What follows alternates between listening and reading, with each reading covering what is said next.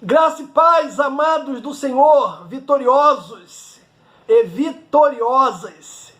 O título da nossa lição hoje é A Rebeldia de Saul e a Rejeição de Deus. Duas palavras importantes aí no título da nossa lição, né? Rebeldia e rejeição. O texto bíblico está no primeiro livro de Samuel, capítulo de número 15, do versículo 17 ao versículo 28. Eu vou ler apenas o 22 e o 23, que diz assim: Porém Samuel disse: Tem porventura o Senhor tanto prazer em holocaustos e sacrifícios, como em que se obedeça a palavra do Senhor?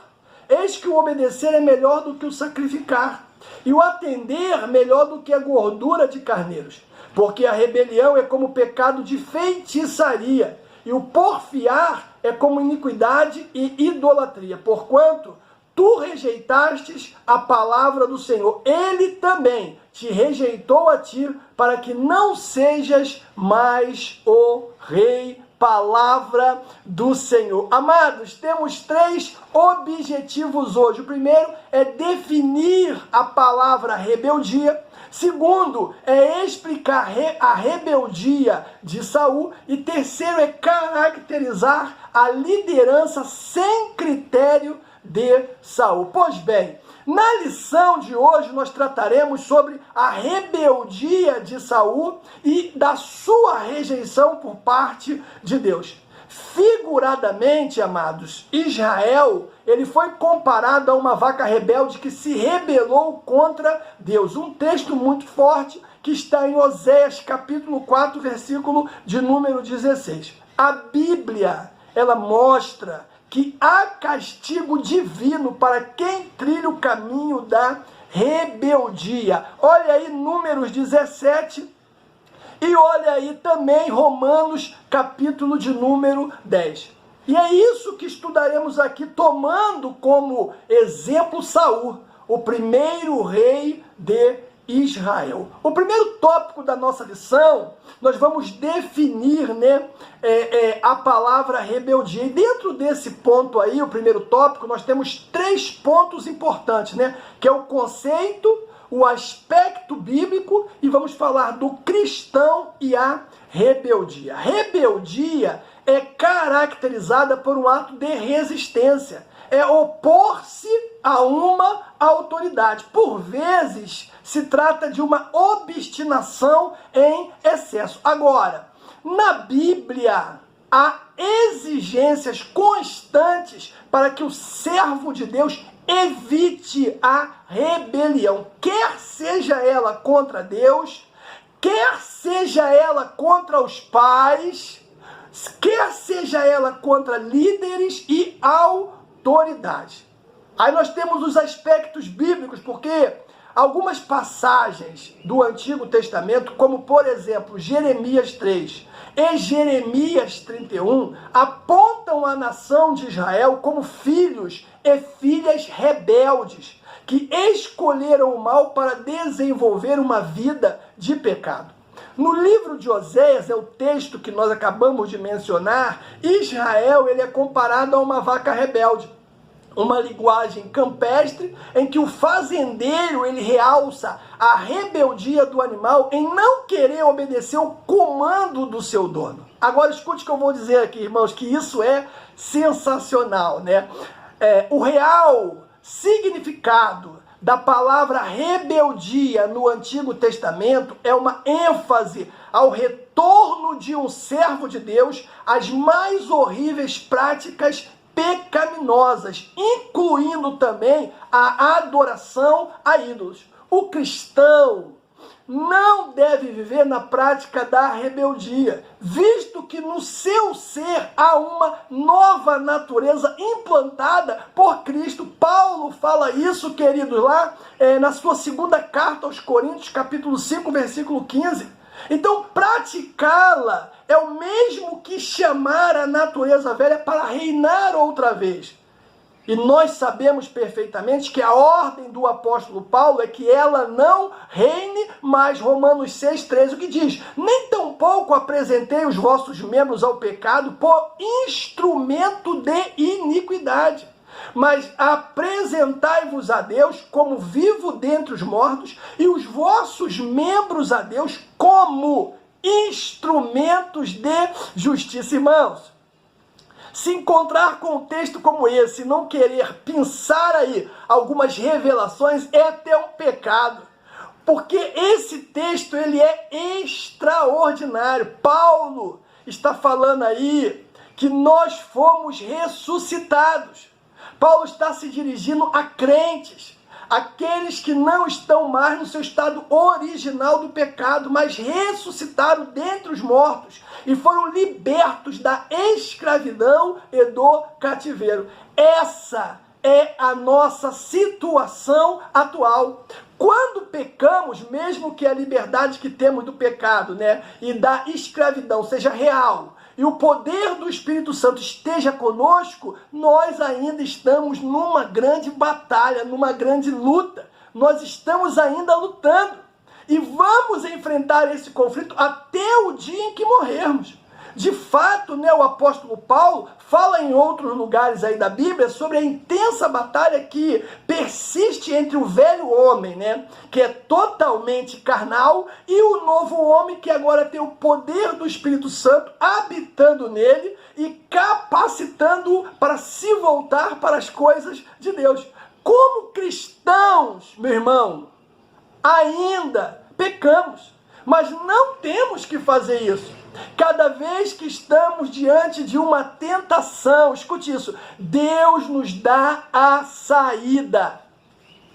Se simplesmente cooperarmos com Ele, Ele promete o poder do Espírito Santo sobre nós. E é justamente isso que nós precisamos para que o pecado não reine mais nas nossas vidas.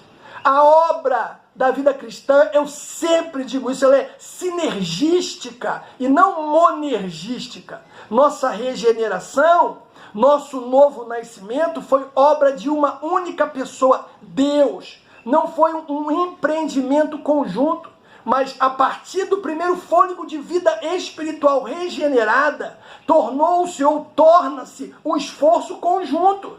É por isso que o apóstolo Paulo diz aí, agora me falhou a memória, ele diz assim: desenvolvei a vossa salvação com temor e tremor, porque Deus é que efetua tanto o querer como o realizar segundo a sua vontade. Deus está trabalhando em nós para nós nos tornarmos pessoas especiais diante dos seus olhos. E nós, sabendo disso, precisamos trabalhar também. Esse texto é muito poderoso, irmãos, porque Paulo está falando a pessoas livres, aquelas a quem Deus regenerou. Mas ainda nós somos tentados, ainda temos fraquezas. Nós trazemos muitas bagagens para a vida cristã, os padrões de comportamento pecaminosos, e estes não desaparecem da noite para o dia. O que desaparece é o cativeiro. A partir desse momento, então, temos a responsabilidade de cooperar com a graça de Deus colocada à nossa disposição. Devemos fazer um zeloso uso da graça e nos certificar de que a nossa alma está alimentada regularmente pela palavra de Deus. Temos a responsabilidade de nos apresentar diante dele regularmente e nunca perder o louvor e a adoração juntamente com o povo de Deus. A não ser, é claro, que estejamos o que? Absolutamente impedidos. Todo esse meio de graça, Deus nos deu para ajudar em nossa peregrinação. Temos que alimentar o novo homem e deixar o velho homem morrer de fome. Se como cristãos, escute isso, o pecado está reinando em nosso corpo mortal, é porque nós estamos permitindo que reine. Não temos que deixá-lo reinar. Não podemos mais usar a desculpa de que o diabo nos leva a fazer as coisas, a menos que, na verdade, não estejamos regenerados.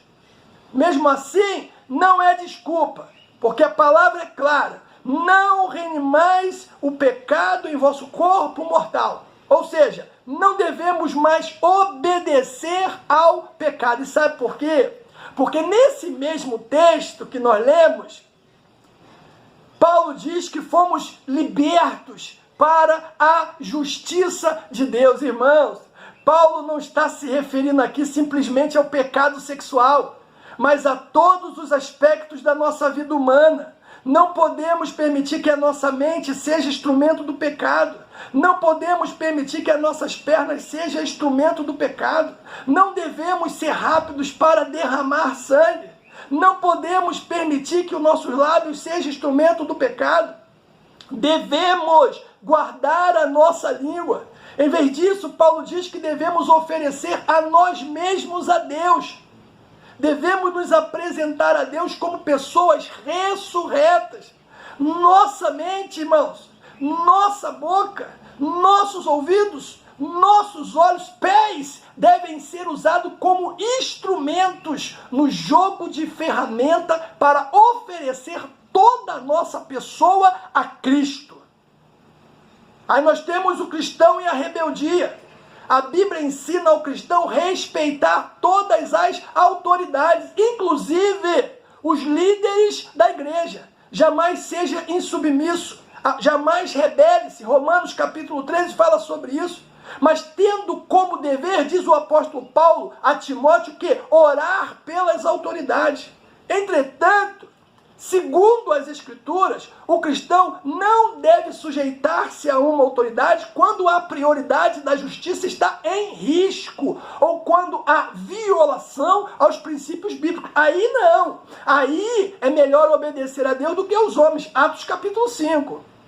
Mesmo assim, irmãos, o ato de não submeter-se ao erro não significa liberdade para usar de ataques com palavras indecorosas, motins, ou exposição em redes sociais. O Antigo Testamento mostra os 3 amigos de Daniel que não se sujeitaram à ordem do rei, sendo preparados para serem lançados no fogo. Esse texto é maravilhoso. Porém, ainda assim, irmãos, eles demonstraram respeito para com o monarca, não pronunciando palavras ofensivas. Olha aí, Daniel 3, 16 e 17. O verdadeiro cristão mede bem as suas palavras, pois ele sabe que disso depende também a sua vida espiritual. Não sou eu que estou falando, não. O Senhor Jesus, Mateus 12, 37 diz: porque por tuas palavras serás justificados e por tuas palavras serás condenado. Escute o que eu vou dizer aqui agora. Um dos mais excelentes dons que Deus nos deu foi a palavra. Alguém já disse que elas são mais poderosas do que os canhões. E de fato, irmãos, um canhão pode ser aprisionado, destruído, né? O que acontece quando a polícia invade uma comunidade, pega o armamento dos criminosos, né? E depois o Estado, ele faz o quê? Destrói os armamentos. Mas, irmãos, aprisionar a palavra não será possível. Contudo, o que Deus fez, também a palavra é bela, né? Como tudo que Deus fez, ela é construtora do bem, da paz, encanta os corações, as mentes. Contudo, mal empregada pode ser destruidora. Por meio dela, geramos grandes amizades, elevamos o ânimo abatido do irmão que sofre, despertamos forças adormecidas. Foi o que Martin Luther King fez. Com uma frase, irmãos, ele disse: eu tenho um sonho. E o sonho dele era qual? Que os filhos da pátria, né, não fossem julgados pela cor da pele, mas pelo caráter. E essa frase, meu irmão, despertou forças que estavam adormecidas. Mas nós sabemos também que podemos destruir a honra de uma pessoa, a imagem de uma pessoa, sufocá-lo até a asfixia, né, de suas forças. E podemos gerar guerra. Foi o caso de Adolfo Hitler. Com o poder da oratória, ele levou a Alemanha para a guerra. Escute o que eu vou dizer aqui, meu irmão. Quando um animal ouve uma palavra, para ele é apenas ruído. Mas a pessoa humana, para a pessoa humana, ela está ligada a imagens, a experiências passadas, a alegrias e a tristezas. É incrível, meu irmão, o poder da palavra, porque ela leva consigo o próprio espírito, né, e o poder da pessoa que comunica. Foi o que Jesus disse. A boca fala daquilo que o coração está cheio. Lucas, capítulo 6. Então, se o seu coração está cheio de política, você vai falar de política. Se o seu coração está cheio de dinheiro, você vai falar de dinheiro. Se o seu coração está cheio de negócios, você vai falar de negócios. Se você também, se o seu coração está cheio de Deus e da palavra de Deus, meu irmão, você só vai querer falar da palavra de Deus, e assim por diante. Se o seu coração estiver em paz, vivendo na mansidão, na humildade, cheio de misericórdia, também as suas palavras transmitirão essas virtudes. Mas se o seu coração for exaltado, rebelde, violento, cheio de ódio, meu irmão, cuidado com as suas palavras. Elas vão transmitir o seu espírito. Escute isso. As palavras mostram o coração. Pela palavra, Jesus mantém o mundo. Curou cegos, leprosos, expulsou demônios, multiplicou pães, acalmou os ventos, o mar, a tempestade, ressuscitou mortos e amaldiçoou a figueira estéril. Também nossas palavras poderão, né, fazer milagres de alegria ou de dor, conforme, é claro, esteja o nosso coração.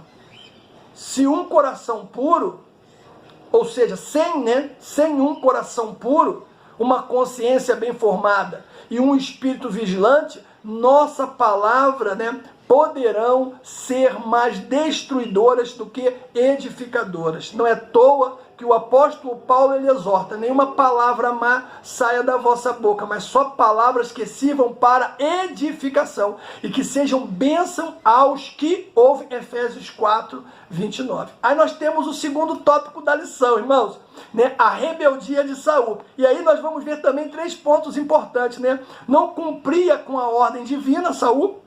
Vamos ver essa questão aí, né, a conexão entre a rebeldia de Saul e o arrependimento de Deus em escolher Saul. E vamos ver também a rebelião como pecado de feitiçaria. Então a primeira coisa que nós temos que ver nesse tópico é que ele não cumpria a ordem divina.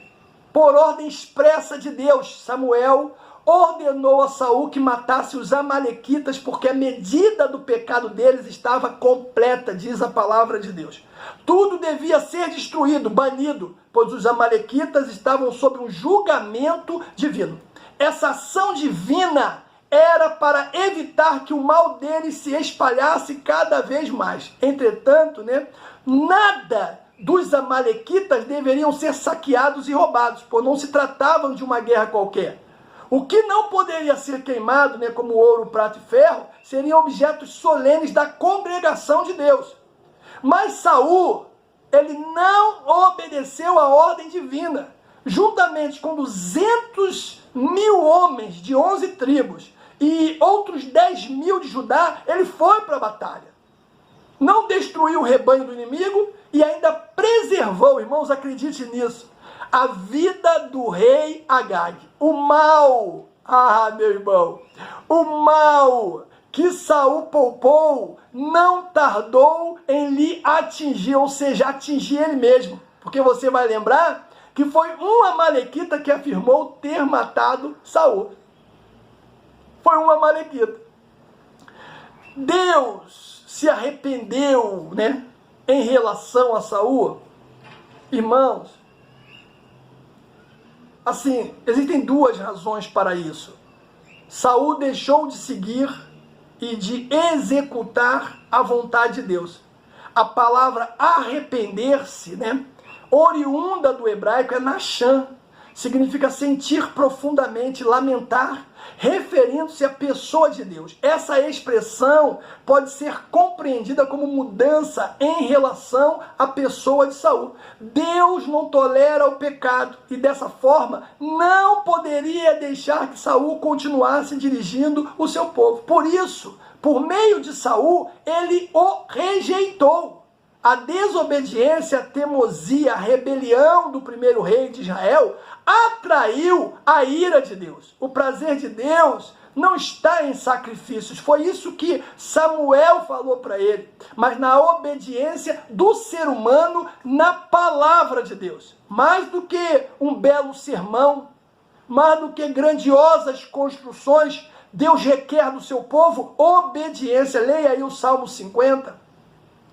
E aí nós vamos ver também a rebelião como pecado de feitiçaria. Essa expressão, irmãos, ela traz a ideia de uma decisão por meio de adivinhação ou lançamento de sorte. Uma atitude obstinada, teimosa. A expressão porfiar é como iniquidade de idolatria. Refere-se ao inimigo, né? Ao engano, melhor dizendo, de um ídolo, demonstrando na arrogância de quem pratica a idolatria. No texto está claro que as expressões falam de apostasia. A primeira, a respeito da negação da autoridade divina. A segunda, a de reconhecer outros poderes acima do de Deus. Nesse contexto aí, o profeta Samuel afirma que não há valor em sacrifícios a Deus quando se quebra um dos seus mandamentos, por desobediência deliberada. Irmão, quem age assim, coloca a sua vontade no lugar da vontade de Deus. Por isso,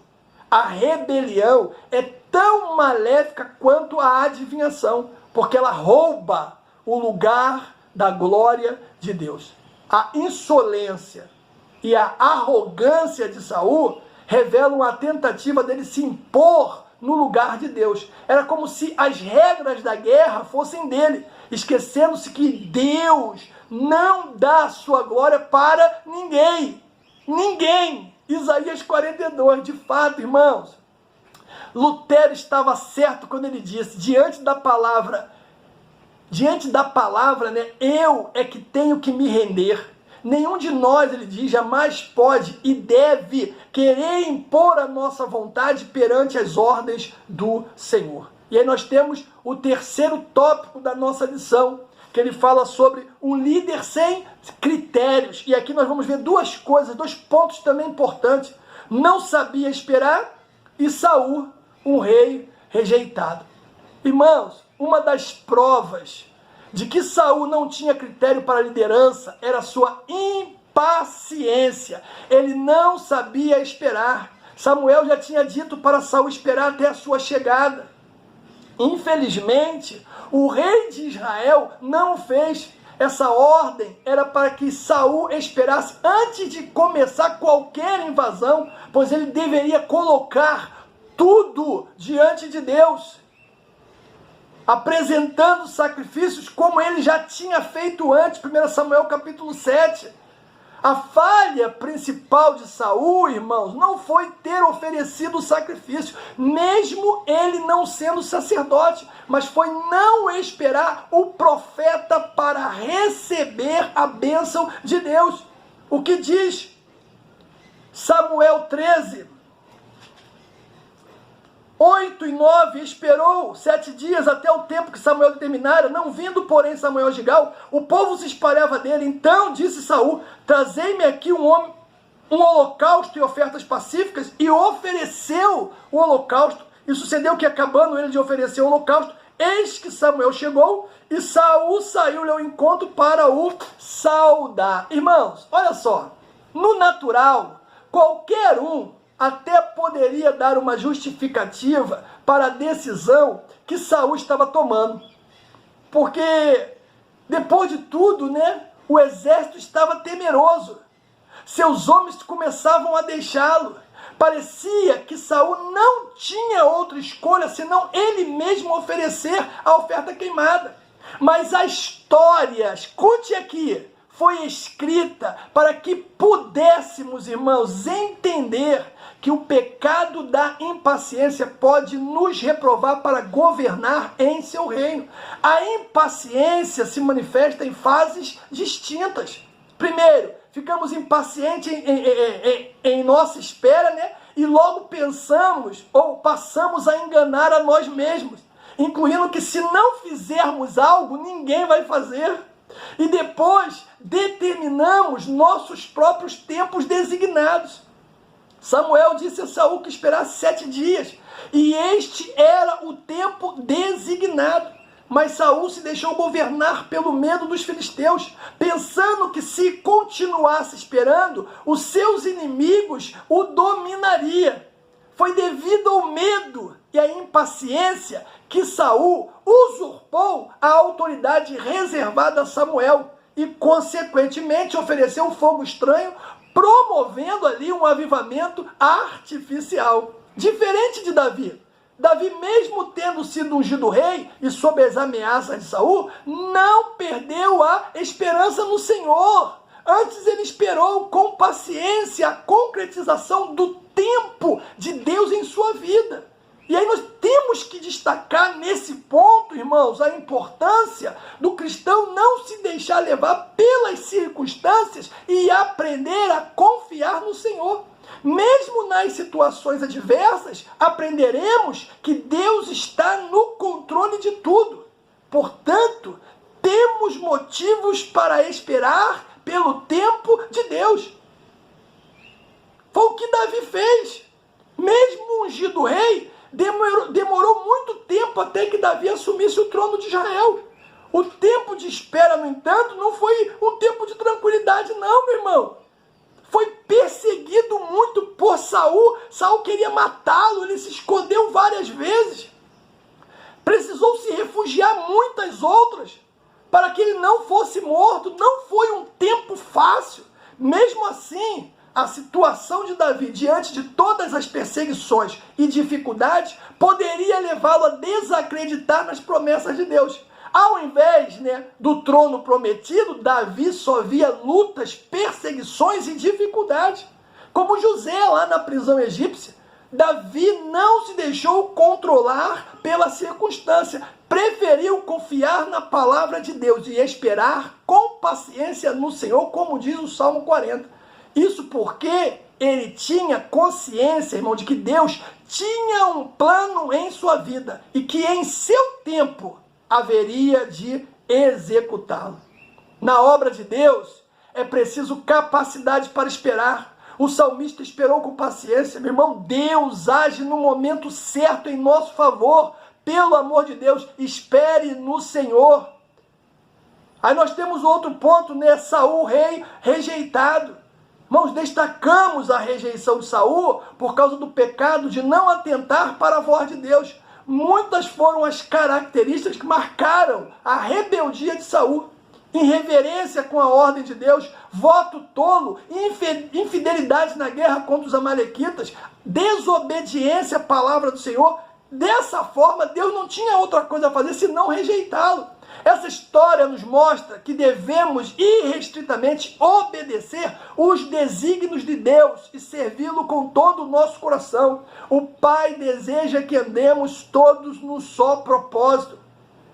A pergunta que não quer calar, irmãos, por que Saul falhou em ser rei de Israel, enquanto Davi, aparentemente mais fraco, foi bem sucedido? Eu quero mostrar aqui os caminhos semelhantes que os dois homens eles trilharam.